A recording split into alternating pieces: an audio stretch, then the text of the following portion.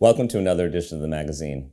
Today we have with us the one, the only Phil Paleologos. We are so honored to have you on our show, Phil. Thanks so much for coming on our show. I'm honored to be here. Are you kidding, Charlie? This good to be back. Yes. So, a lot of people want to know, how did you get into this industry? You're known on the radio. You're known all across the Greater New Bedford area. You're known everywhere. So how did you get into this industry? Probably because of Mother Nature. Okay. In Arkansas, rainstorms are called gully washers. And one happened when I had to duck into under an awning in Hot Springs. And little did I know, Charlie, that ducking into a hallway and seeing a local little radio station there on the door would end up being something so important in my life. Little did I know that was the humble beginning. Okay. And I stuck with it. I did what most rookies do, absorb it as much as possible. Mm-hmm. And I guess you can say I went up the DJ ladder, getting fired 1,000 times. That's part of the business. Sure. It's like, baseball managers. So I went to a lot of radio stations and ended up here in New Bedford, where this has been the best market ever. And you still love it. That's exactly right. That's great. So what have you been up to lately? Loving it. Spending time with your beautiful wife and your grandchildren? Well, the grandchildren, my wife, Celeste, is beautiful. She's working. Okay. So, Felipe, Cabana boy, washes dishes very well, and I do a little the mopping I'm awful at, things like that. I am seeing the grandchildren play more sports, though. Yes, oh, that's good. Absolutely. Yeah. We're going to get into a little bit more of that about the future, but I want to touch base first of all. People have known you from the Shawmut Diner. Yes. So what's the status of the Shawmut Diner? Well, I'm glad you asked, Charlie, because initially Celeste and I donated the diner so that it could help improve the lives of some of the prisoners. And that dream didn't materialize, unfortunately. A lot of good people tried their best, but, sometimes in life, things don't work out the way you have them visioned. Sure. So now it's been auctioned off and sold to, I don't know who, a party. Some are telling me from Virginia, others are telling me elsewhere, and that's all I can tell you about it. All right.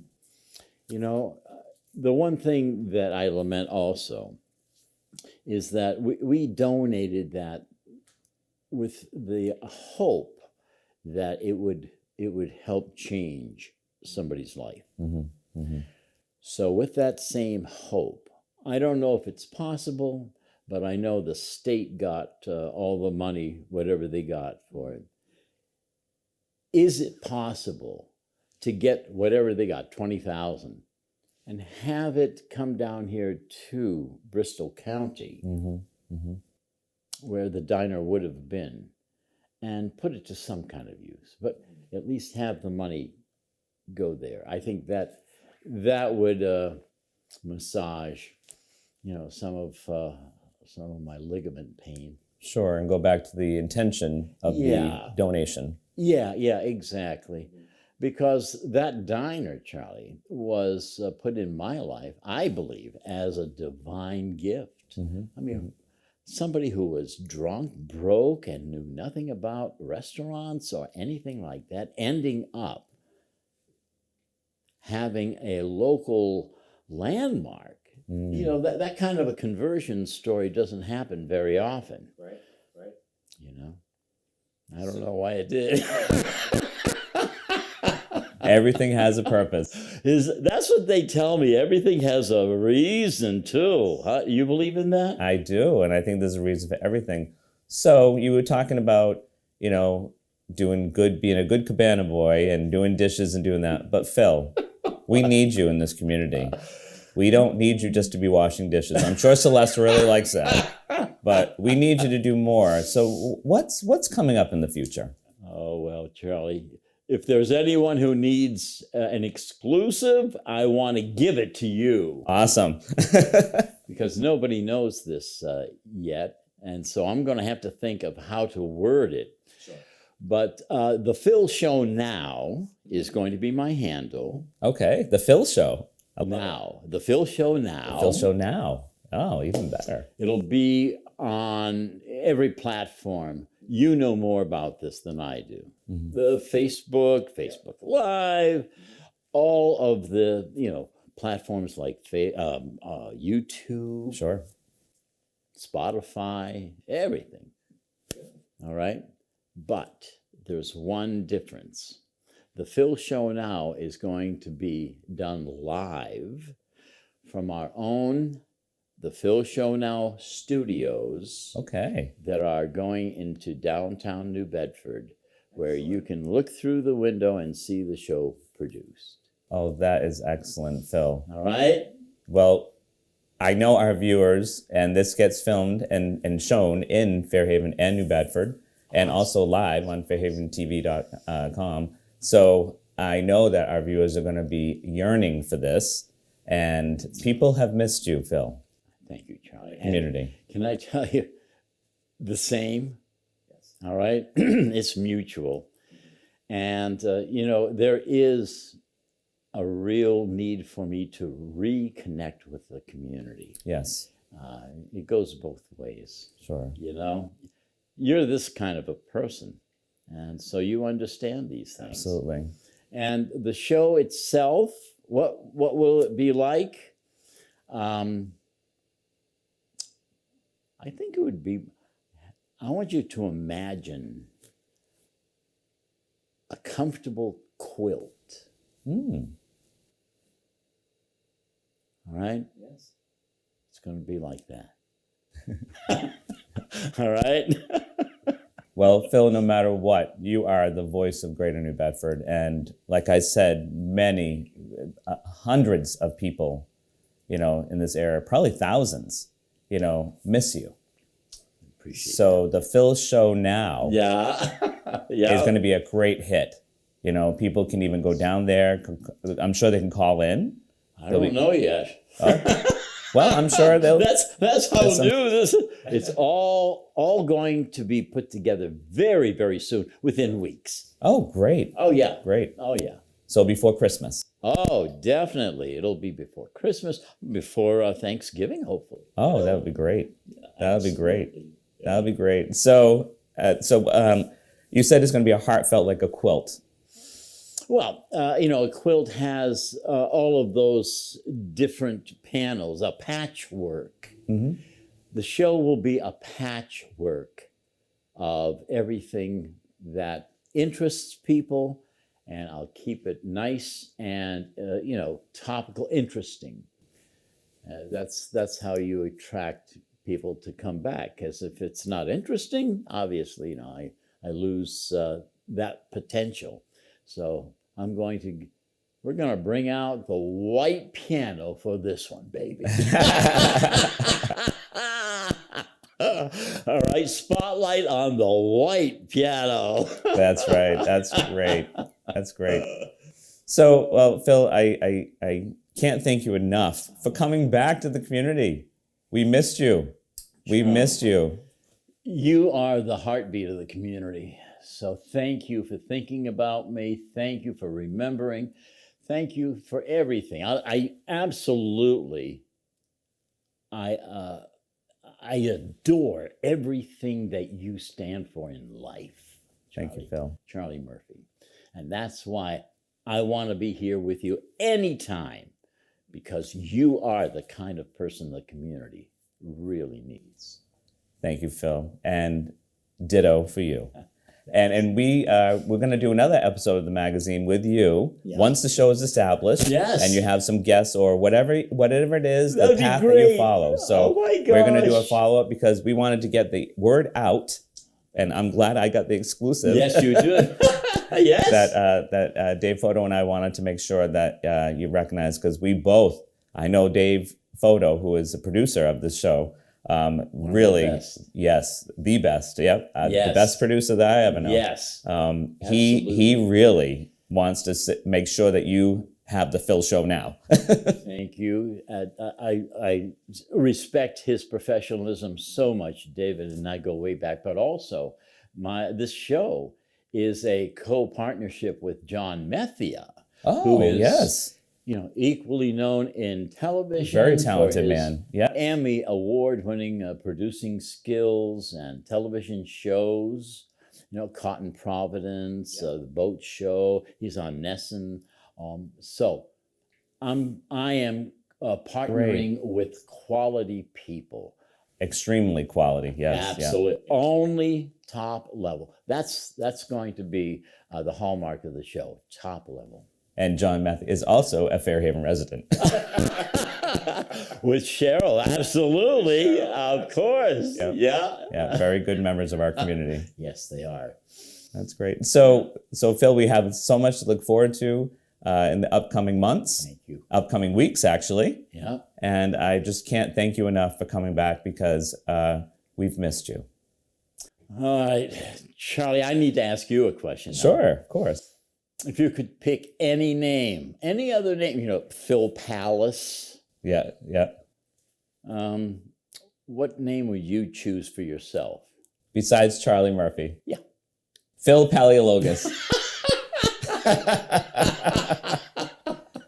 Thank you, Phil. Appreciate everything you do for our community. Thank you. Thank you.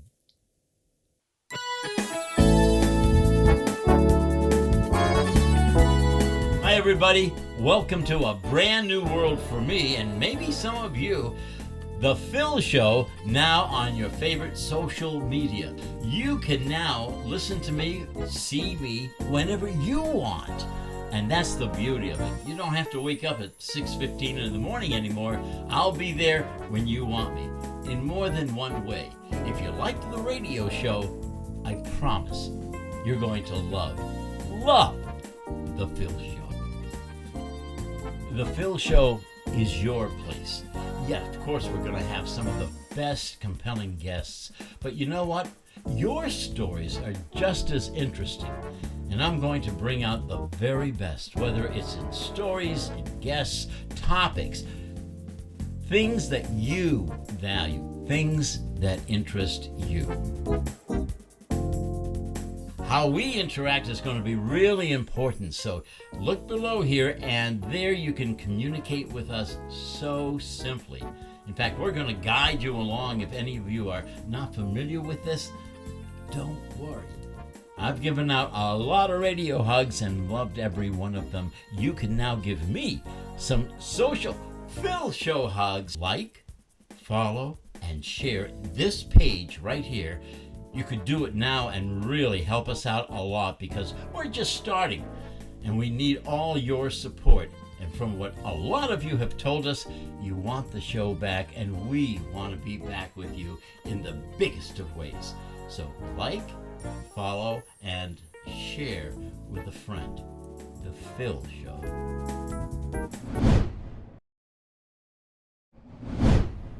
Welcome back to the magazine. Now we're here with Buddy Thomas, a name that's known to our community. Welcome, Buddy, to the show. Thank you very much. Nice to be here. Appreciate it. Thank you for coming. So you are a journalist, and you have done years of journalism. How did you get started in journalism? Well, I graduated from New Bedford High School in 1961, and I had always been interested in tinkering, writing. I did a lot of my own stuff, just writing for myself. Mm-hmm. And that's what I felt I wanted to do. So I went to radio and television broadcasting school in Boston. Okay. Not to be a broadcaster, but believe it or not, I wanted to write commercials. Okay. And it was a year course, And when I got there, and they guaranteed you a job in broadcasting. They guaranteed you. Of course, that might be on the Canadian border, doing the disc jockey show. But Channel 6 was coming in to the area that year. And I thought it would be nice to try to get an interview with them, because I had had some work in cameras, television cameras, working on that too, and also in writing. And I thought I could write maybe news for them. I could write anyway. So I had 2 interviews with them, and after the second one, they said they told me that they were impressed. They didn't say with which area, but they said we'll be getting in touch with you by mail probably in 2 weeks, letting you know.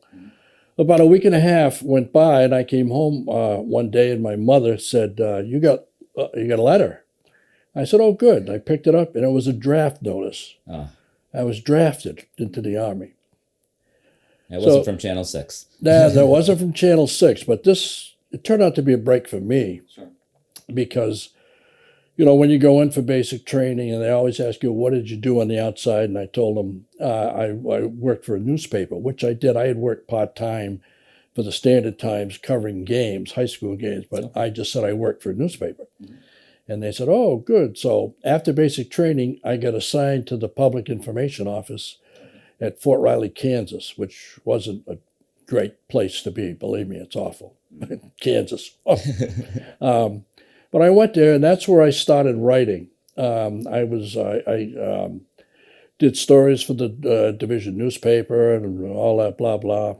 And then when the whole division went to Vietnam, I became a combat reporter. Okay. And what I had to do then was I'd go out on missions. I'd go with the people. I'd be in battles all the time, and I would follow it and write what I saw. And then they would fly me out by helicopter back to base, and I would give it to people from the AP and stuff who wouldn't go into battle. Okay. I'd give them the information, and they would appear. And they used to fry me a little bit when I'd see my story into their bylines, and that kind of stuff. Sure. But I got really into it, and one of the benefits of that was I got to escort dignitaries around when I was in. They'd send me out for 10 days, and then I would be back for a week or a week and a half. Then I would escort dignitaries. So I got to see the Bob Hope show, and I interviewed Ann Margaret, and I interviewed Hugh O'Brien, Charlie McCarthy, and Edgar Bird. And I had and I did a lot of writing, a lot of features. So I really liked that. And at the same time, I kept in contact with the people at the Standard Times. The sports editor was Don Harrington at the time. And I had about 2 weeks to go before I was coming home, and I got a letter from Don Harrington that said, there's a spot open up in the sports department. Oh, wow. If you'd like to come in for an interview. I said, beautiful timing, because I had nothing to go home to in the field. So I took the interview, and they hired me full-time on the spot, and that's when I started in June of 1966. Wow, that's when you started fully for the Standard Times? That's when I started fully at $95 a week, big time. $95 a week. Yeah. Well, first of all, thank you for your service to our country also, because that was an invaluable part of your establishment in this career. And so tell us about some of the sports writing that you did. How long did you work for the Standard Times? I worked on a full-time basis from 1966 to exactly 40 years, 2006. Okay. They gave me an early retirement with the understanding that I would stick around for maybe 3 days a week, and work. And that went right up to the start of the pandemic. Okay. So I was there for over 50 years, covering basically, primarily, I should say, high schools. But I was the first writer from the Standard Times to cover the Patriots home games. Okay. Yeah. The first one to cover the Celtics on their home games. And I did features for the Red Sox and occasionally for the Bruins. So I covered everything, but my heart was in the high schools, because to me, we had an area, Greater New Bedford area and beyond. We covered about 10 to 12 schools. I said 12 because Holy Family was still viable, and St. Anthony of New Bedford. So we attended to. So it was 12. And to me, they were the major league of the area, so I put everything I had into that. So that's basically what I did. Well, we miss that now. I don't think we have as much local coverage anymore. No. With the high school. So that is missed. It is a miss. I mean, and probably nobody misses it more than I do. And I was fortunate to have covered my son, Mike, went to Fairhaven High School, and they went all the way to the state finals in basketball one year. And I was fortunate in that other teams from the area who had qualified were knocked out early. Okay. And Fairhaven was the only one left, so I got to cover all of those games. And that was a big thrill. And then later I had his two daughters, which my grandchildren. They played for Fairhaven. Oh, wow, that's great. I had two others who played for Dartmouth. Okay. And another one who started playing for Volk and then gave it up. But that was it. Oh, the Dartmouth and Fairhaven rivalries. Dartmouth and Fairhaven rivalry, yeah. That was fun. That was. I bet. But the ironic part about that is my daughter, Kristen, who was a Fairhaven grad, is the mother of the two Dartmouth kids. So she let them know who she really was rooting for. Oh, that's great. And your daughter's done great things in this community also. Yeah, she has. She's terrific. Yep. So you've written a book called, one book or more? No, that's it. True to the Blue. That started off as a hobby. When I lived right across the street from the Millicent Library from 1983 to 91. And at that time, the Standard Times was an evening newspaper, which meant I had to be to work between 4:30 and 4:45 every morning. And I would go in and I'd get finished somewhere around a normal day, somewhere around 1:30. And I came home, but I'm not the type that can go right to bed, so I went across the street and, started reading in the library. And I had to look up something of a Fairhaven guy, and I asked if they had any yearbooks. And we have the whole collection. So I ended up going over there every day and getting information, looking to see who played sports and all that. And I said, boy, there's some interesting characters here, and the history is rich. I knew about the history, but I didn't know all the characters, And so I started putting things together, and I said, this would make a book. This is enough for a book. So I compiled all kinds of notes, and I started getting into it. And then my wife, she developed breast cancer. I'm sorry. And she had to go to Duke University for experimental treatment and drugs, and we got in a battle with Blue Cross Blue Shield about they didn't want to pay. So Biff McLean, who lived right next to us, he stepped in, and they eventually paid.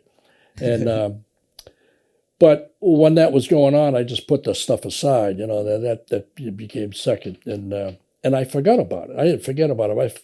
I forgot about what I wanted to do with it. Right. And it was about 2 years ago when I was cleaning up my area at home that I found all the notes. And I said, you know what, I'm gonna go back and I'm gonna put everything together, and I did. So that was 2 years in the serious making. Sure. And when I got it done, I said, well, it's done. And I wrote it just pretty much like it is in the book. I said, I'm going to go approach someone from Fairhaven High School to see if they'd be interested. I don't want to get paid for the book. I don't get any money for that. And I just I said, this would be a nice service to the school, be a service to anybody who steps in, like is in the Hall of Fame committee, like I am. I'm on the Hall of Fame committee as a volunteer.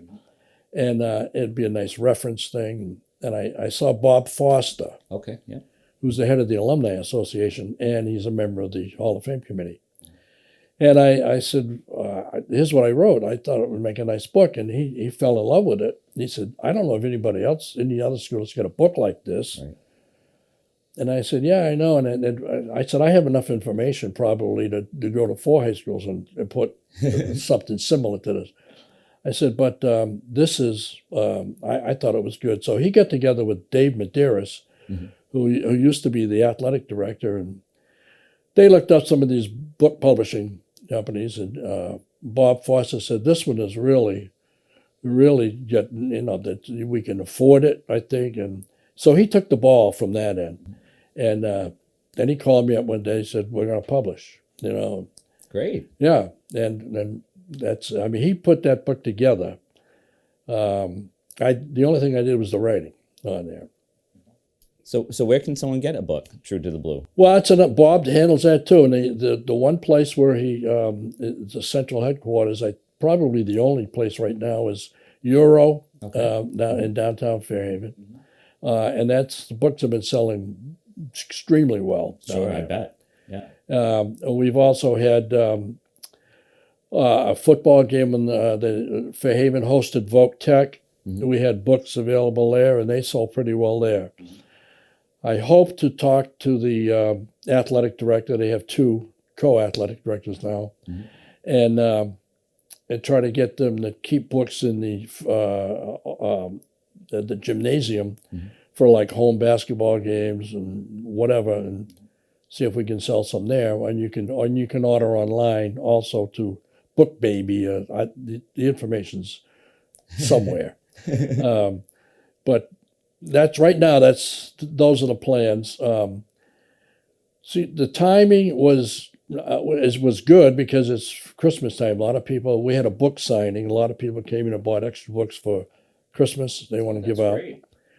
But it was bad timing in the sense that Fairhaven Days, when that is the last Saturday in June, downtown Fairhaven is loaded with people. Yeah. We have a booth. The Hall of Fame has a booth. We could sell them then. Okay. We'll have to wait until next June. Yeah. And then at the Hall of Fame banquet the following night, which I think we'd sell a ton. Yes. Because most people who attend that will have someone who's in that book. Right. So, it's a regional thing, Greater Fairhaven in this case. But Bob sent out information to the alumni, 1,800 people in the alumni, and he's getting response. So that's where it stands now. All right. Well, it's great. I think this is a great opportunity for people to learn about True to the Blue, and I'm sure that our viewers are going to want a copy of that, so they can go to Euro, or they don't have to wait for homecoming day next year, and also the Hall of Fame banquet. Right. I would go to Euro. Like I said, they've been flying out, and Bob Foster and his wife Nancy are in Florida now. They go to Florida, and they're gone for like 6 months. So I have 100 extra books that the company sent me that we ordered, and when Euro runs out, they contact Bob. Bob contacts me. I bring it to Euro. So that's the way that's going to work. Well, you got it all figured out. Got it all figured out. That's great. Well, buddy, I can't thank you enough for your contributions to our community, and you've done vast contributions with sports writing and keeping our high schools known, and you've done a remarkable job, and we can't thank you enough. My pleasure. It's a labor of love. I still love it. Well, thank you, buddy, and thanks for coming on our show and for telling us all the good information that you did. Thank you very much. Thank you.